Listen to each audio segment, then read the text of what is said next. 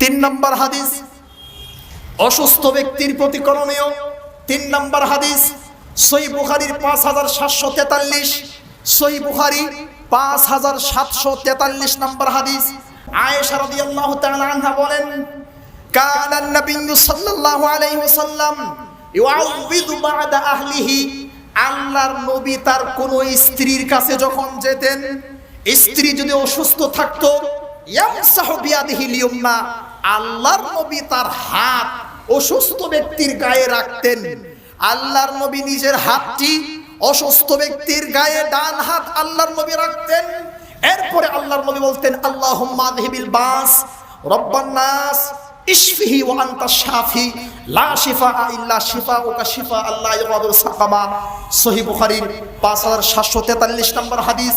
আমাদের জন্য করণীয় হলো অসুস্থ ব্যক্তির কাছে গিয়ে ডান হাত রেখে এই দোয়াটি পড়া।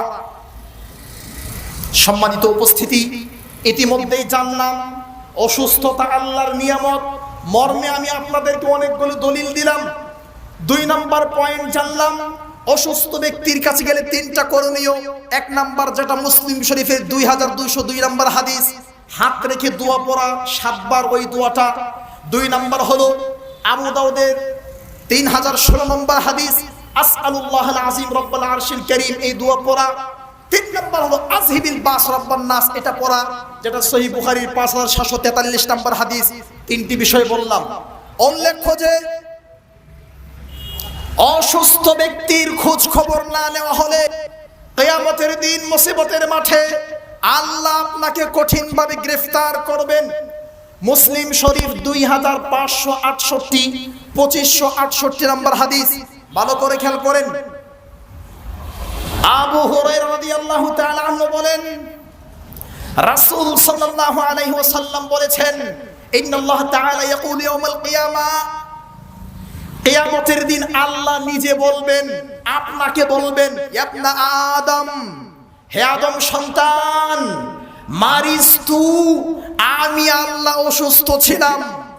কিয়ামতের দিন আল্লাহ আপনাকে বলবে, আদম সন্তান, মারিস্তু, আমি আল্লাহ অসুস্থ ছিলাম। ফালাম তাউদনি, তুমি আমার সেবা করো নাই। আপনি আশ্চর্য হয়ে বলবেন, আল্লাহ ওয়া কাইফা আউদুকা ওয়া আনতা রব্বুল আলামিন, বলেন কি আমি আপনার সেবা করব কি করে? আপনি তো রব্বুল আলামিন, সবাইকে আপনি রূপ দেন, আপনি ভালো করেন, কখনই আপনি অসুস্থ, কখনই আপনার সেবা করব। আল্লাহ তখন বলবেন, আমা আলিমতা, তুমি কি জানো না, আন্না আবদি ফুলানুন মারিদা, আমার অমুক বান্দা অসুস্থ আছিল, ফালাম তাউদহু, তুমি তার সেবা করো নাই। তুমি আমার বান্দার সেবা করো নাই মানে আমার সেবা করো নাই।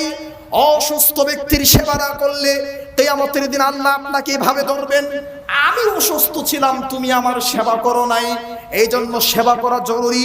দুই নম্বর পয়েন্ট, আল্লাহর নবী বলছেন, আল্লাহ নিজে বলেন, আল্লাহ আপনাকে বলবে, ইবনা আদম, হে আদম সন্তান, ইস্তাতামতুকা, আমি আল্লাহ তোমার কাছে খাবার চেয়েছিলাম, আমাকে খাবার দেও। ফালাম তুতইমিনি, তুমি বড় কৃপণ ছিলে, আমি আল্লাহকে খাবার দেওনি। আপনি তখন আশ্চর্য হয়ে বলবেন, ওয়া কাইফা উতইমুকা ওয়া আনতা রব্বুল আলামিন, আল্লাহ কি বলছেন আপনি, আমরা আপনাকে কি করে খাওয়াবো? ইহুদি খ্রিস্টান নাস্তিক লোগার অসংখ্য মানুষকে আপনি খাবার দিয়েছেন, আমরা আপনাকে খাবার দিব কি করে? আল্লাহ তখন বলবেন, আমা আলিমতা, তুমি কি জানো না, আন্নাহু ইস্তাতআমাকা আবদি ফুলান, তোমার কাছে আমার ফকির বান্দা গিয়েছিল, বলছিল 10টা টাকা আমাকে দেন, আমার পেটে খাবার নেই, তুমি তাকে খাবার দাও নাই। তাকে খাবার দাও নাই মানে তুমি আমি আল্লাহকে খাবার দাও নাই। আজকে জবাবদিহি করতে হবে। 3 নম্বর প্রশ্ন আল্লাহ করবেন, ইবনা আদম, হে আদম সন্তান, ইস্তাসকাইতুকা, আমি তোমার কাছে পানি চেয়েছিলাম, আমি বলেছিলাম আমি আল্লাহকে পানি পান করাও, ফালাম তাসকিনি, তুমি আমাকে পানি পান করাও নাই। আপনি আশ্চর্য হয়ে বলবেন, ওয়া কাইফা আসকিকা ওয়া আনতা রব্বুল আলামিন, আল্লাহ কি বলছেন? এই বিশাল পৃথিবীর 100 ভাগের মাঝে 71 ভাগ পানি, 7 ভাগের মাঝে 5 ভাগ পানি, খালি পানি আর পানি, সব পানির মালিক তো আপনি, আপনাকে আমি পানি পান করাবো কি করে? আল্লাহ বলবেন, তুমি কি জানো না ইস্তাসকাকা আবদি ফুলান, আমার অমুক বান্দা তোমার কাছে একটু পানি চেয়েছিল, ফালাম তাসকিহি, তুমি তাকে এক ডুব পানি পান করো নাই। সহিহ মুসলিম 2568 নম্বর হাদিসের অনুবাদ শোনালাম। বুখারীতে পাবেন, মুসলিমে পাবেন।